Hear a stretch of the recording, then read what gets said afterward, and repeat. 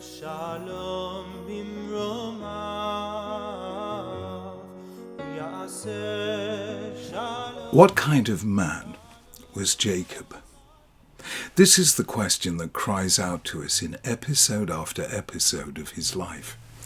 The first time we hear a description of him, he's called an ish tam, a simple, quiet, plain, straightforward man. But that's exactly what he seems not to be. We see him taking Esau's birthright in exchange for a bowl of soup. We see him taking Esau's blessing in borrowed clothes, taking advantage of their father's blindness. These are troubling episodes. We can read them midrashically. The midrash makes Jacob all good and Esau all bad.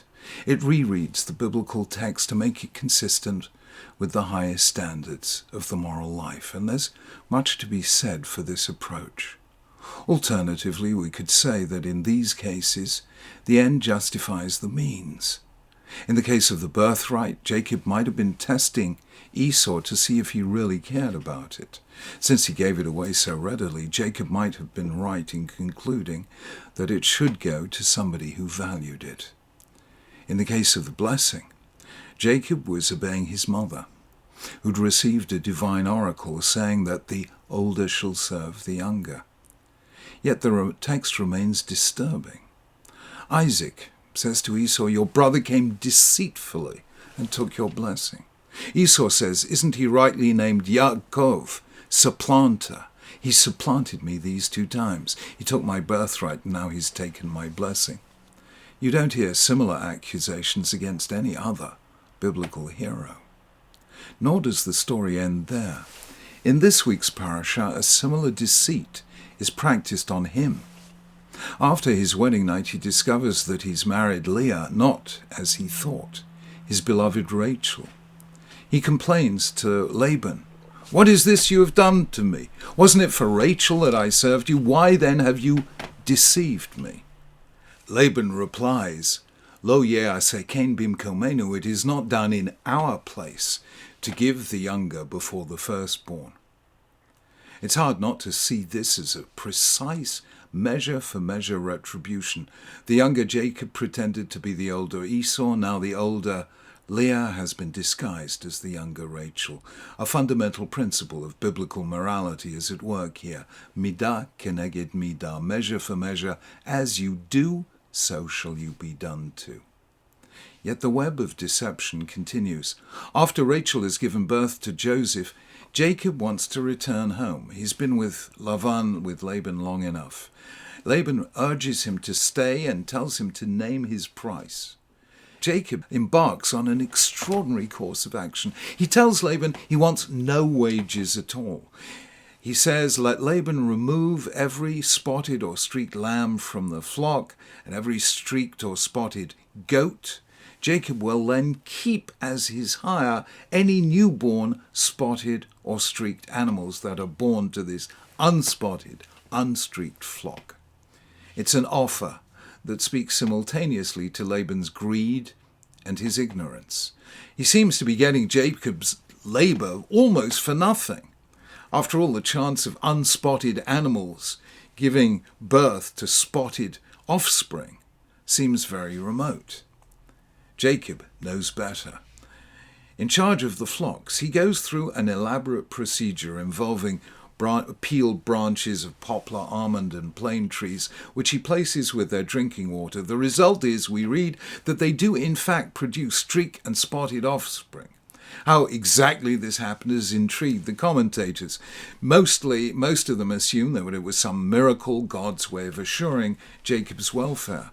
But scientists argue that Jacob must have had a basic knowledge of genetics, because 2 unspotted sheep can produce spotted offspring because they have recessive genes. Jacob had doubtless noticed this after many years of tending Laban's flocks. Others have suggested that prenatal nutrition can have an epigenetic effect. That is, it can cause a certain gene to be expressed, which might not have happened otherwise. Had the peeled branches of poplar, almond, and plane trees been added to the water the sheep drank, some organism under the bark might have affected the agouti gene that determines the colour of fur in sheep and mice. Anyway, however it happened, the result was dramatic. Jacob became rich. In this way, says the Bible, the man grew exceedingly prosperous and came to own large flocks and maidservants and manservants and camels and donkeys. Inevitably, Laban and his sons felt cheated. Jacob sensed their displeasure, and having taken counsel with his wives, and being advised by God himself that he should leave, departs while Laban is away sheep shearing. Laban eventually discovers that Jacob has fled and pursues him for 7 days, catching up with him in the mountains of Gilead. The text at this point is fraught with accusation and counter-accusation. Laban and Jacob both feel that they have been cheated. They both believe that the flocks and herds are rightfully theirs. They both regard themselves as the victims of the other's deceitfulness. The end result is that Jacob finds himself forced to run away from Laban, as he was earlier forced to run away from Esau, in both cases in fear of his life. So the question returns, what kind of man was Jacob? He seems anything but an Ishtam, a straightforward man. And surely this is not the way for a religious role model to behave, in such a way that first his father, then his brother, then his father-in-law accuse him of deceit. What kind of story is the Torah telling us in the way it narrates the life of Jacob?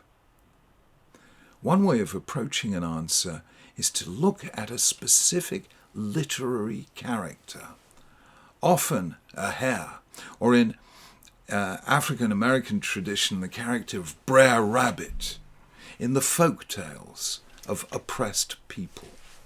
Henry Louis Gates, the American literary critic, has argued that such figures represent the creative way the slave community responded to the oppressor's failure to address them as human beings created in the image of God. Such oppressed individuals have a fragile body but a deceptively strong mind. Using their intelligence to outwit their stronger opponents, they're able to deconstruct and subvert in small ways the hierarchy of dominance that favors the rich and the strong. These characters represent the momentary freedom of the unfree, a protest against the random injustices of the world. And that, it seems to me, is what Jacob represents in this, the early phase of his life. He enters the world as the younger of 2 twins. His brother is strong, ruddy, hairy, a skillful hunter, a man of the open country, while he is quiet, a scholar. Then he has to confront the fact that his father loves his brother more than him. And then he finds himself at the mercy of Laban, a possessive, exploitative and deceptive figure who takes advantage of his vulnerability.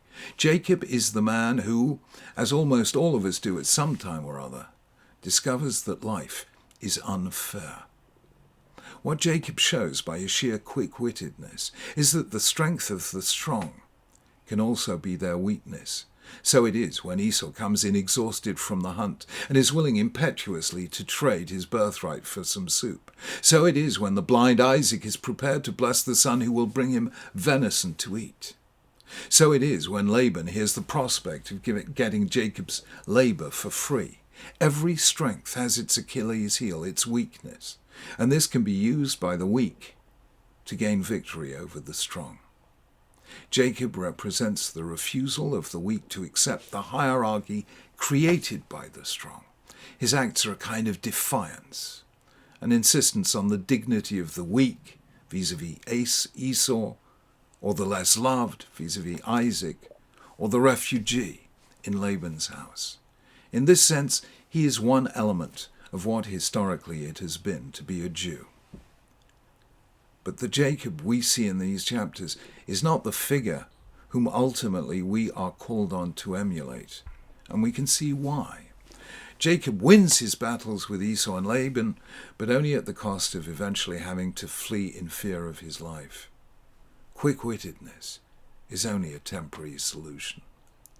It is only later, after his wrestling match with the angel, that he receives a new name, that is, a new identity, as Yisrael, Israel, because you have struggled with God and with men, and have overcome. As Israel, he is unafraid to contend with people face to face.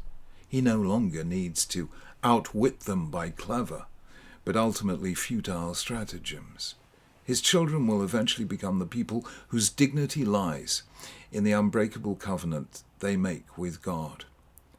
Yet we can see something of Jacob's early life in one of the most remarkable features of Jewish history. For almost 2,000 years, Jews were looked down on as pariahs. Yet they refused to internalize that image.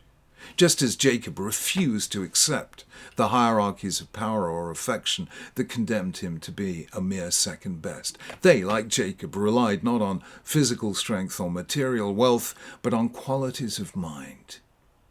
In the end, though, Jacob must become Israel, because it is not the quick-witted victor, but the hero of moral courage, who ultimately stands tall in the eyes of humanity and God.